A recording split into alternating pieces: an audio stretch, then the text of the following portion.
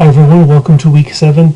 So in our video this week and in our readings this week, I want to address the topic of globalization and talk a little bit more about cultural difference in globalization. And in particular, in our online discussions, I want to take some of these concepts and actually talk about how it affects communication in the workplace. How do these different cultural values affect how people interact in the workplace across global cultural lines? And it used to be the case that in about the 1960s or so, there were only very few, maybe 10% of US-based organizations that faced global competition or existed with outside the United States. And in fact, nowadays, it's in the 90% range, I think, for the kind of major Fortune 500 corporations. So globalization is less today a kind of interesting trend than it is a kind of fact of organizational life. Thomas Friedman, in his 2007 book, The World is Flat, more than a decade ago, said, even then, it is now possible for more people than ever to collaborate and compete in real time with more people in more different kinds of work from more different corners of the planet and on a more equal footing than at any previous time in the history of the world. The most famous and well-known of studies of culture is Geert Hofstede, his dimensions of culture that come from, initially there were 4 different dimensions, then in a 2010 book he expanded it to 6 different dimensions of culture that different countries that can be display difference in different countries. I want to talk about these 6 different dimensions, expand on those. You read about them briefly in the book, and give you some of the culture scores from the Hofstede study. The first dimension that we're going to talk about is power distance.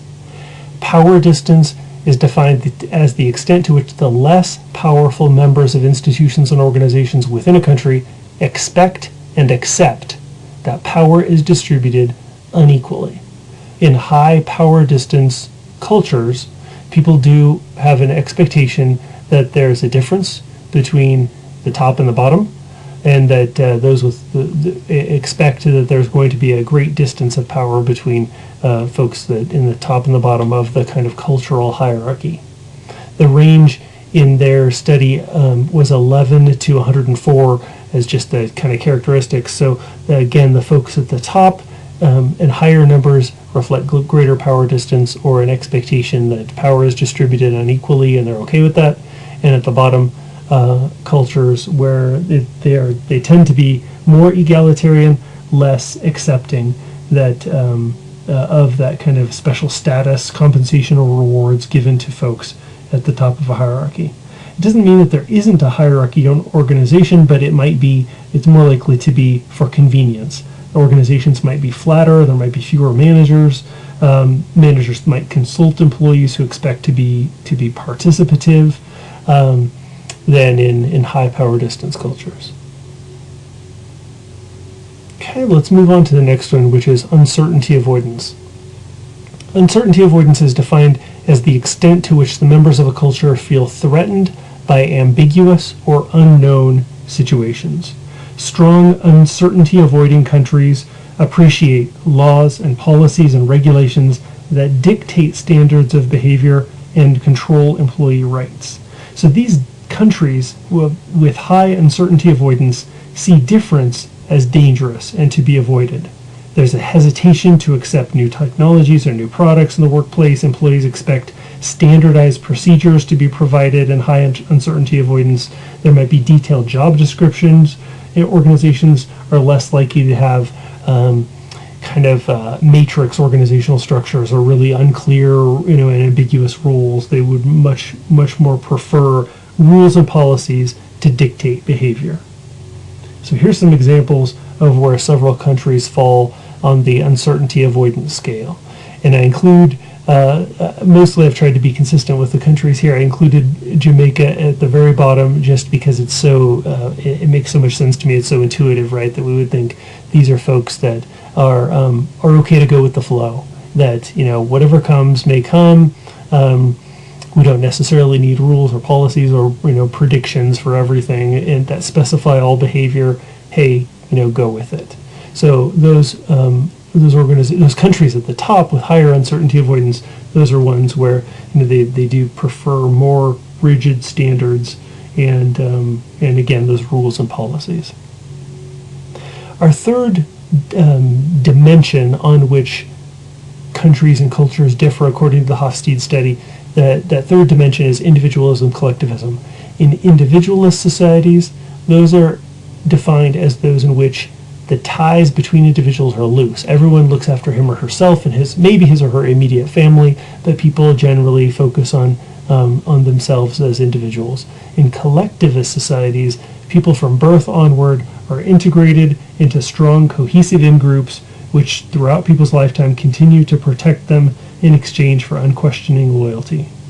So in collectivist societies, kind of employee evaluations in organizations, relationships, hiring decisions, etc., are more likely to be made on the basis of in-group membership than necessarily solely individual performance. And here is an example of how we see individualism, collectivism in different cultures, with the United States at the top of the hierarchy there, and in South Korea, China, Hong Kong toward the bottom of the reflecting more collectivism. The next dimension is masculinity, femininity. So masculinity, femininity is the extent to which the culture values stereotypically masculine traits of assertiveness, competitiveness, where men are supposed to be assertive, tough, focused on material success. Women are supposed to be modest, tender, quality of life. So concerned with the quality of life, masculinist societies tend to display some of those more traditional gender roles. In feminine societies, those describe cultures where there's more likely to be kind of some of the stereotypically feminine attributes of cooperativeness, interdependence, people who are kind of displaying characteristics of being modest, tender, concerned with the quality of life. So in workplaces, a masculine, highly masculine culture, according to Hofstede, would be a culture where managers are assertive and firm. Compensation and rewards are based upon competition, who can win out and beat everybody else. Success, challenge, ambition, career promotions are going to be really important. Whereas in a more feminine workplace, according to the study, there's more likely to be a sense of collaboration, compromise, negotiation. Managers would encourage consensus rather than deciding everything themselves. Much more interest in humanizing the workplace with equality in compensation, promotions, creating a cooperative and friendly atmosphere. And here's some examples of where you can see the different scores of masculinity, femininity being displayed here. So the next two dimensions, short-term, long-term orientation and indulgence restraint, were added, as I said, in the 1980s based upon a new set of surveys. I think the survey was done in the 1980s. The book was published not till 2010. Long-term, short-term orientation describes a dimension to which a culture emphasizes the future or the past and present. Long-term orientation is defined as the fostering of virtues oriented toward future rewards. So people who save, persevere, who are kind of thrifty, versus short-term orientation related to the past and present, respect for tradition, preservation of faith, and fulfilling social obligations. So here are some examples of cultures that value long-term orientation or short-term orientation. The higher the number, the greater the long-term orientation. In organizations that reflect short-term orientation values, we might be seeing interest in present financial success, maybe this quarter, this fiscal year. Managers might be punished for failing to achieve immediate results. So not making necessarily decisions about the long term, but whereas in a long-term orientation, managers might base their decisions based upon profits 10 years from now. We might be seeing more interest in kind of learning and adaptability for future growth rather than immediate achievement. And the last, as I say, is indulgent restraint. Indulgence refers to the tendency for kind of free gratification of, hey, enjoy life, have fun, and restraint, much more of a reflection that that gratification needs to be curbed, that people need to be kind of regulated by strict social norms. So in an indulgent workplace, people might be kind of smiling, you might see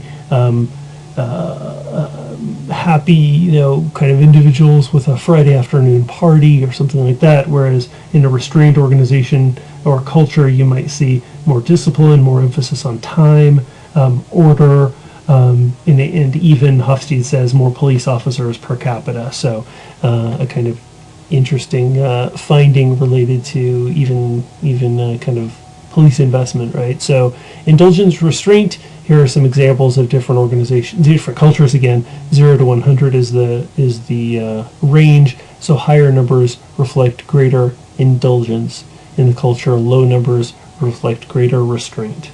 So I wanted to cover these and give you some examples of particular cultures and countries and where they fall along the scale. I know we read about a couple of these during in the chapter, but I wanted to expand on this and give you some real life examples. In our online discussions, I really want us to kind of debate, what does this mean for globalization and organizations? What would happen if two of these cultures came into conflict with one another? Where would be the likely points of contention and difficulty in their communications, and what might we do about that? So I'll see you online.